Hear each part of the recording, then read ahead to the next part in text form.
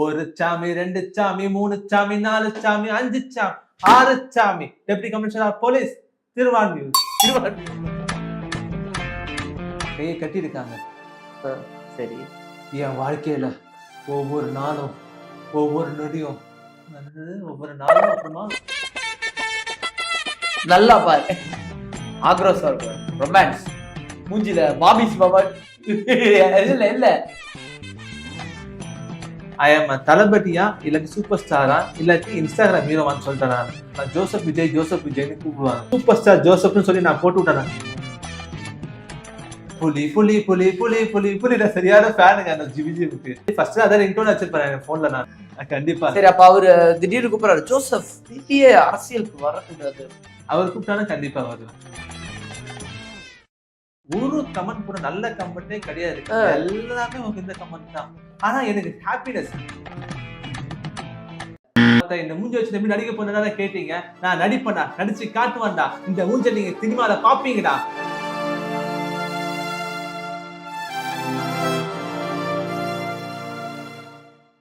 இன்னைக்கு கூட வந்து இருக்கிற கெஸ்ட் யாரு அப்படின்னா ஜோசப் இஸ் ஹீரோ அப்படின்னு சொல்லிட்டு இன்ஸ்டாகிராம்ல வந்து ஒரு ரீசெண்ட் டைம்ஸ்ல டான்ஸுக்கு வந்து ஒரு சென்சேஷனா மாறிட்டு இருக்காரு. பலரும் இவரை வச்சு நிறைய மீம்ஸ் நம்மளால பார்க்க முடிஞ்சது. ஸோ இவர்கிட்ட தான் நிறைய விஷயங்கள் பேச போறோம். நாங்க பேசலாம். வணக்கம். வணக்கம். அதாவது ரீசெண்ட் டைம்ஸ்ல இன்ஸ்டாகிராம்ல நிறைய அந்த மாதிரி டான்ஸ் வீடியோ எல்லாம் போட்டிருந்தீங்க. முதல்ல உங்களை பத்தி சொல்லுங்க, நீங்க என்ன பண்றீங்க? நான் வந்து பாத்தீங்கன்னா 12th முடிச்சதுக்கு அப்புறமா வந்து எனக்கு இந்த மாதிரி சினி ஃபீல்ட்ல போகணும்னு ரொம்ப ஆசை வந்தது. நிறைய பேர் சொன்னாங்க இன்ஸ்டாகிராம்ல நீங்க ரீல்ஸ் பண்ண ஆரம்பிங்கன்னு சொல்லி சொன்னாங்க. சரி, அப்படி பண்ணாதான் பண்ணணும்னு சொல்லிட்டு நான் இன்ஸ்டாகிராம் ஃபர்ஸ்ட் ரீல்ஸ் பண்ண ஆரம்பிச்சேன். நான் அப்படி பண்ணும்போது தான் கொஞ்சம் கொஞ்சமா நல்லா ரீச் வச்சுட்டு எனக்கு. யாராவது கூப்பிட்டாங்களா அவங்க நடிக்கிறதுக்கு? ஏப்பா ஜோசப் இஸ் ஹீரோ நல்லா நடிப்பாருப்பா, அவரை கூப்பிடுன்னு யாராவது கூப்பிட்டாங்களா? நிறைய பேர் கூப்பிட்டுருக்காங்க, நிறைய மெசேஜ் வந்துருக்குது. ஆனா எல்லாமே ஃபேக்குன்னு எனக்கு நல்லாவே தெரியுது. நான் ஓகேன்னு சொன்னதுக்கு அப்புறம் ஃபோன் நம்பர் கொடுப்பேன். நான் ஃபோன் பண்ணி கலாய்க்க தான் செய்வாங்க. ஃபர்ஸ்ட் ஒரிஜினல் எனக்கு வந்தது இந்த தமிழ் டெக் ஒன் சேனல் தான். இதுதான் எனக்கு ஃபர்ஸ்ட் எனக்கு வந்தது. இப்ப ஃபர்ஸ்ட் படியே எனக்கு இதுதான். எனக்கு ஒரு சீன் எடுத்து சும்மா உங்களோட பாணியில் நடிச்சு காட்டுங்க. ஆடியன்ஸ்க்கு வந்து நீங்க எப்படி நடிக்கிறீங்க தெரியல. உங்களுக்கு பிடிச்ச சீனே எடுத்துக்கலாம். உயிருக்கு பயந்து பாதியோட பறக்கலாம் எனக்கு கிடையாது. என்னை பொறுத்த வரைக்கும் இறங்கிட்டேன்னா ஜெயிக்கணும், ஜெயிச்சே ஆகணும். நான் இந்த ஊருக்கு கபடி விளையாடதான் வந்தேன். ஆனா இப்ப முடிவு பண்ணிட்டேன், நான் ஆட வேண்டிய கிரவுண்ட் அது கிடையாது, இதுதான் ஹாஜ் கூம்ஜ். பேக்ரவுண்ட் ஸ்கோர் வித்யாசாகர் போட்டுக்குவாரு, நீங்க எல்லாம் போட்டுக்கிட்டு இருக்கீங்க ஆர்ஜ் பூஞ்சி அப்படிதான். சரி, ஓகே. ஆக்சுவலி டைலாக் சொல்லி பிராக்டிஸ் பண்ணலையா? நடிச்சிட்டு இருந்தீங்களா? நடிச்சுட்டேன் நானு. சாரி டயலாக் சொல்லி பிராக்டிஸ் பண்ணி. ஐயோ, நான் அதான் இப்ப கையில காமிச்சிட்டேன். சாரிங்க. Rajini sir, Vijay sir, Ajith sir.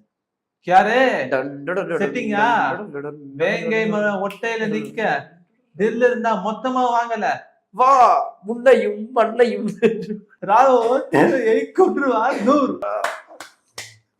Mass. அடுத்து அஜித் சார், அவரோட டயலாக் ஏதாவது எங்களுக்காக மாசா பேசிக்காங்க. கையை கட்டியிருக்காங்க. சரி. என் வாழ்க்கையில ஒவ்வொரு நாளும் ஒவ்வொரு நொடியும் ஒவ்வொரு நாளும் அப்புறமா ஒவ்வொரு நிமிஷமும் ஏன் ஒவ்வொரு நொடியும் நானா செதுக்குறது. ஓகே. என் கையை கட்டியிருக்காங்க. என் வாழ்க்கையில ஒவ்வொரு நாளும் ஒவ்வொரு நிமிஷமும் ஏன் ஒவ்வொரு நொடியும் நானா செதுக்குறதுடா. இது என்னது? இல்ல கையை அவுத்துட்டீங்க. இதுதாங்க ரசிக்கிறாங்க. எனக்கு இந்த மாதிரி காமெடியா பண்ணதான் நிறைய பேர். அதுதான் எனக்கும் பிடிச்சிருக்குது. இதை பண்ணிட்டு நானே பார்த்தாதான் எனக்கே நல்லா சிரிப்பா இருக்குது. சரி, இது விஜய் அவரோட ஏதாவது ரொமான்டிக் டயலாக் ஏதாவது வேணா நான் துரத்தடில் சாங் அந்த பாட்டு வேணா வைங்க, அது நல்லா நம்பவே தெரியும் எனக்கு. அது நீ வச்சுட்டு போயிருவேன். காப்பி ரைட் இல்லாங்க. ஒரு சாமி 2 சாமி டயலாக் இருக்குல்ல, அது பண்றீங்களா? அது வேணா பண்ணுங்க. அது பண்ணுவீங்களா? பண்ணுங்க. ஒரு சாமி, 2 சாமி, 3 சாமி, 4 சாமி, 5 சாமி, 6 சாமி. Deputy commissioner of police Thiruvanmiyur. அப்புறம் என்ன ஊர் வருது? திருநெல்வேலி. திருநெல்வேலியா? திருவான்மியூர்ல சிங்கப்பத்துக்கு போயிடாது திருவான்மியூர் சொல்லிட்டு. எந்த டீம் என்ன மேட்ச்னே தெரியாம. சரி, இப்போ மாஸ் டைலாக் எல்லாம் 2 பேர் செய்ய ஒரு ரொமான்டிக் டைலாக் அப்படியே பார்த்து கேமரா பார்த்து பண்ணோட என்ன டைலாக் பண்ணுவீங்க? Hi Malini, I am Joseph. நான் இதை சொல்லி ஆகணும், ஏன்னா நீ அவ்வளோ அழகு. இதுக்கு முன்னாடி நீங்க இவ்வளோ அழகா பார்த்துக்க மாட்டாங்க.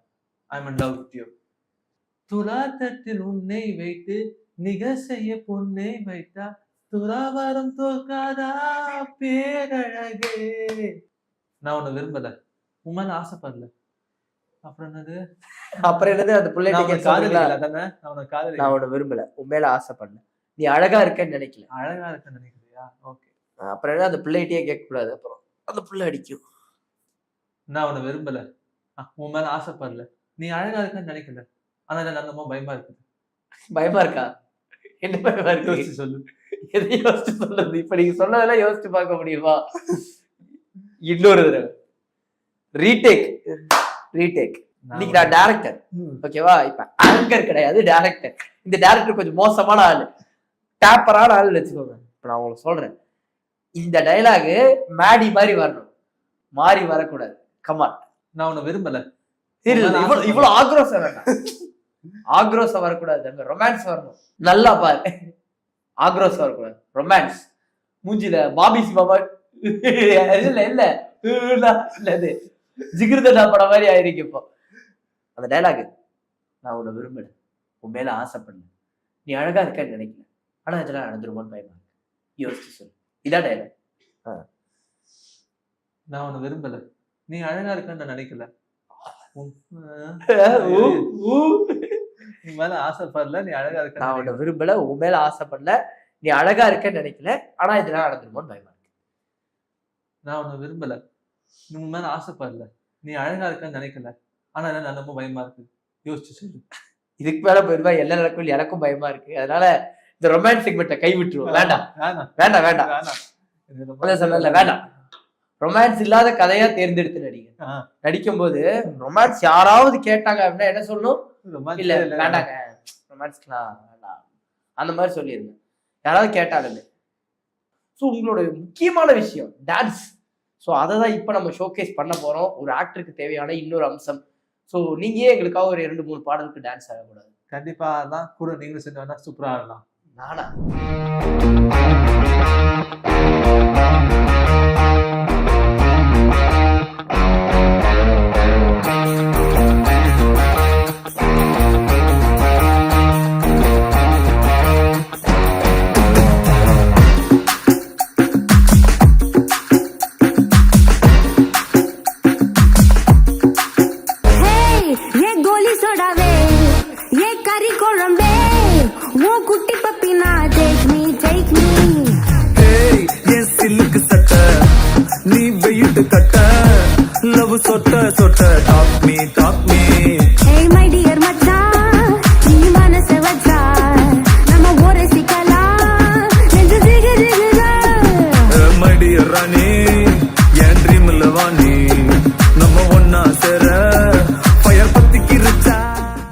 எல்லா டான்ஸும் ஆடுறீங்க, ஒரு ட்ரோல் எல்லாம் பண்றாங்க, மீம்ஸ் எல்லாம் போடுறாங்க, ஆனா தெரிஞ்சு வேணும்னே எக்ஸ்ட்ராவா ஆடுறீங்களா? இல்ல அதுக்காக தான் நான் எக்ஸ்ட்ரா ஆடுறேன். இப்போ எனக்கு காமெடின்னு சொன்னனால தான் நான் என்ன பண்றேன், டான்ஸ் மட்டும் நல்லா ஆடு இல்லாம ஃபைட்டும் பண்றது இல்லாம நான் பண்ற ஃபைட் நல்லா காமெடியாவும் இருக்குது அவங்களுக்கு.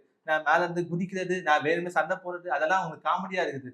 இப்ப நான் ரீசெண்டா ஒண்ணு போட்டேன் பாருங்க, இந்த ஒரு போஸ்ட் கொடுத்த போட்டேன் பாருங்க, ஒரு போட்டோ. அந்த போட்டோக்கு வந்து என் தலைவன் நெக்ஸ்ட் ஜெனரேஷன் எஸ்கேன்னு சொல்லி ஒருத்தன் போட்டான் அவன் ஸ்டோரியில. ரொம்ப பிடிச்சிருந்தது. ப்ரோ நீங்க அரசியலுக்கு வாங்க ப்ரோன்னு சொல்லி சொல்றாங்க. தளபதி விஜய் அவரோட கார்டெல்லாம் வாங்கி வச்சிருக்கீங்க உங்களுக்கு இருக்கு. அரசியல் அவரோட இதுக்கெல்லாம் அப்போ சப்போர்ட் பண்றீங்களா? இல்ல அது வந்து பாத்தீங்கன்னா ஓபன் பண்ண உடனே எனக்கு இந்த மாதிரி ஒரு வாங்கணும்னு ஆசை வந்தது. அதனால சரி நானே முதல்ல கிரியேட் பண்ணி ஃபர்ஸ்ட் நான் வாங்கிட்டேன். நான் அப்ப கண்டிப்பா அவரோட அரசியல் நிக்க போறேன் அதான சொல்ல வரீங்க? நானும் அவரோட அரசியல் நிக்க போறேன்னு நான் சொல்ல வரல. நான் 2024 கண்டிப்பா அவர்தான் நான் ஓட்டு போடுவேன். கண்டிப்பா. சரி, அப்ப அவரு திடீர்னு கூப்பிடுறாரு, ஜோசப் திடீர்னு அரசியலுக்கு வரக்கூடாது. அவர் கூப்பிட்டாலும் கண்டிப்பா வருவேன். அவர் எது கூப்பிட்டாலும் சரி நான் வந்துருவேன். இன்ஸ்டாகிராம் இன்ஃப்ளூயன்சர், ஹீரோ, அப்படியே வந்து அரசியலா? இவ்வளவு தூரம் வர்றது ஒரு நினைப்பு இருக்குதுடா. இந்த வயசுல நம்மளுக்கு எதுவுமே ஒரு கன்ஃபர்ம்டா சொல்ல முடியாது. எல்லாத்துலயும் ஒரு ஆசை இருக்குதுடா. ஆனா விஜய் சார் இருக்கணும்னா ரொம்ப ஹாப்பி எனக்கு. ஏன்னா சின்ன வயசுல இருந்து நிறைய நான் பார்த்திருக்கேன். நான் எனக்கு நடிக்கணும்னு ஆசை. இந்த மாதிரி விஜய் சார் ரொம்ப ஃபேன் எனக்கு. அதனால அவருக்குலாம் நிறைய பேசணும், போட்டோ எடுக்கணும், இந்த மாதிரி நிறைய ஆசை. சரி நம்மளுக்கு ஜோசப்னு ஒரு அடையாளத்தை நம்ம உருவாக்கணும்னு சொல்லி யோசிச்சேன் நான். சரி, இந்த ஜோசப் இஸ் ஹீரோங்கிறீங்கல்ல, யார் அந்த ஹீரோங்கிற பட்டம் கொடுத்தாங்க? அது நானே உருவாக்குனதா ஜோசப் விஜய். இப்போ எல்லாரும் நான் சின்ன வயசுல இருக்கும்போது என் ஸ்கூல் ஃப்ரெண்ட்ஸ் எல்லாம், டியூஷன் ஃப்ரெண்ட்ஸ் எல்லாம் ஜோசப் விஜய்னு கூப்பிடுவாங்க. சரி அப்படி கூப்பிடும்போது அப்படியே சின்ன வயசுல இருந்து பழகி போச்சு. நான் அப்படிதான் ஃபர்ஸ்ட் இன்ஸ்டாகிராம் வரப்போ அந்த மாதிரி பேர் தான் வைக்கலாம்னு இருந்தேன் நான். அதே பேர் நம்ம வைக்க தேவையில்ல, நம்மளுக்குன்னு புதுசா அதை கிரியேட் பண்ண சொல்லிட்டா ஜோசப் இஸ் ஹீரோன்னு கிரியேட் பண்ணேன் நான். அப்படி கிரியேட் பண்ணி ஸ்டார்ட் பண்ண ஆரம்பிச்சுட்டு இப்போ இவ்வளவு பெரிய ஜோசப் இஸ் ஹீரோன்னு நான் இப்ப வெளியே போனாலே ஜோசப் இஸ் ஹீரோன்னு எனக்கு கூப்பிடுறாங்க. அந்த ஒரு இது நான் உருவாக்குறதா செம்ம ஹாப்பி எனக்கு. நல்லா நிறைய போட்டோலையும் பார்த்தேன், hero is in Chennai beach அப்படி இப்படின்னு. அது ஏன்னா வந்து நான் போல்ட் ரிசர்ச்ல நான் கொடுத்தேன் நானு. ஐ எம் தளபதியா இல்லாட்டி சூப்பர் ஸ்டாரா இல்லாட்டி இன்ஸ்டாகிராம் ஹீரோவான்னு சொல்லிட்டேன் நான். அப்படி போட்டப்போ வந்து எல்லாத்தோட இன்ஸ்டாகிராம் ஹீரோ தான் அதிகமா போல்ட் ரிசர்ச்ல வந்துச்சு எனக்கு. ஏன்னா விஜய் சார் சொன்னாரு, தளபதினா அது ஒத்ததான் விஜய் அவர் மட்டும்தான், தலனா ஒருத்தர் அஜித் மட்டும்தான், சூப்பர் ஸ்டார் ரஜினிகாந்த் மட்டும். அதே மாதிரி ஜோசப் பீஸ்னா நான் மட்டும்தான். அந்த மாதிரி நான் முடிவு பண்ணேன். இதுக்கும் முன்னாடி எல்லாம் ஃபர்ஸ்ட் இன்ஸ்டாகிராம் வந்த காட்டலாம் சூப்பர் ஸ்டார் ஜோசப்னு சொல்லி நான் போட்டு விட்டேன். நல்ல வேலை யாரும் பார்க்கல, பார்த்துருந்தாங்கன்னா இன்னும் கழுவி விட்டுருப்பானுங்க. தலைவரே நானே அதை பார்த்து அடிப்பேன். தீவா நான் ஃபர்ஸ்ட் தேட்டர்ல போய் பார்த்த படம் விஜய் படம் வந்து புலி படம் தான். அந்த படம் நான் ஃபர்ஸ்ட் நான் பார்த்தது. அதுக்கப்புறமா தான் அவர் கொஞ்சம் கொஞ்சமா பார்க்க ஆரம்பிச்சு அது ரொம்ப ஃபேன் ஆனது. ஆனா புலி படம் பார்த்து உங்களுக்கு பிடிச்சிருந்துச்சு அந்த படம்? அந்த படம் தாங்க எனக்கு இன்னும் வரைக்கும் அந்த பிஜிஎம் புலி புலி புலி புலி புலி புலில சரியான ஃபேனுங்க அந்த பிஜிஎம்க்கு. ஃபர்ஸ்ட் அதான் ரிங்டோன் வச்சிருப்பேன் என் போன்ல. நான் அதான் ரிங்டோனாவே இருந்துச்சு ஃபர்ஸ்ட் வச்சிருந்தேன் நான். இன்டர்வல் சீன்ல ஒரு டைலாக் சொல்லுவாங்க பாருங்க, இறங்கிட்டோம் 2ல 1 பாத்துருவோம், புலி புலி புலி புலி. அது செம்மையா இருந்தது. அவ்வளவு சின்ன பையனை 10 வருஷத்துக்கு முன்னாடி தான். 2K கிட்ஸ் தான் நானு. அப்ப ஸ்கூல்ல ஏதாவது காதல் கதை வச்சிருக்கீங்களா? ஸ்கூல்ல எப்பவுமே ஒண்ணு இருக்குதான் செய்யுமே. ஒன் சைட்ல தான். 4th ஸ்டாண்டர்ட் டு 7th எனக்கு அது எனக்கு சந்தேகமே இல்ல, ஒன் சைட்ல தான் இருக்கும் கண்டிப்பா. ஏன்னா இந்த ரொமான்ஸ் கொண்டு அங்க காட்டி இருப்பீங்க, அதுக்கப்புறம் அடி விழுந்திருக்கும், அது வேற விஷயம். நல்ல மெமரியா இருக்குது எனக்கு. தெரியும். நிறைய பேர் ஊர்ல சொல்லுவாங்க 4th ஸ்டாண்டர்ட் என்ன லவ்னு சொல்லிட்டு. நான் இன்னும் சின்சியரா தான் இருக்கேன் நான். ஆனா அந்த பொண்ணு எங்க இருக்காங்கன்னு தெரியாது. சத்தியமா தெரியக்கூடாதுன்னு நான் வேண்டிக்கிறேன், அது வேற விஷயம். பட் ஆனா இது தயவு செஞ்சு வெக்கப்படாத, தயவு செஞ்சு வெக்கப்படாதா. நீ வெக்கப்படுற மாதிரிதான் லைட்டா சொல்லிரு. இரு முடிச்சிட்டியா வெக்கப்பட்டு? நான் வைக்கவே பண்ணலங்க. நான் 4th ஸ்டாண்டர்ட் 7th வரைக்கும் நான் ஒன் சைடா தான் நான் பார்த்தேன் நானு. சரி அதுக்கப்புறமா அந்த பொண்ணு அதுக்கப்புறம் நான் ஸ்கூல்ல விட்டு நான் வந்து நான் பல்லாவரத்துல படிச்சிருந்தேன். அதுக்கப்புறமா நான் விட்டு ஸ்ட்ரெயிட்டா எங்க படப்பைக்கு வந்துட்டேன். அதுக்கப்புறமா அந்த பொண்ணு எங்க போனாலே எனக்கு தெரியாது. எனக்கு ரீசெண்டா என் ஃப்ரெண்ட்ஸ் சர்க்கிள் மூலியமா அவரை கண்டுபிடிச்சு, அவர் ஐடியா கண்டுபிடிச்சு என்னோட நான் போட்ட மாதிரி அபிராமிய சாங் சொல்லிட்டு அந்த சாங்ல அவரை டேக் பண்ணி போட்டு நான் ரொம்ப இது பண்ணேன். என்ன பிளாக் பண்ணிட்டு போயிட்டான். எனக்கு யாருன்னே தெரியாது. என்ன பிளாக் பண்ணிட்டு போயிட்டான். என்ன யாருன்னே தெரியாது அவருக்கு. செஞ்சுட்டாலே சாங் இருக்குது பாத்தீங்களா? எனக்குன்னு இறங்குன தேவதை உனக்குன்னு பிறந்தவனா 20 வருஷமா இதுக்குன்னு தெருவெல்லாம் தெரிஞ்சவன். தெரியுது.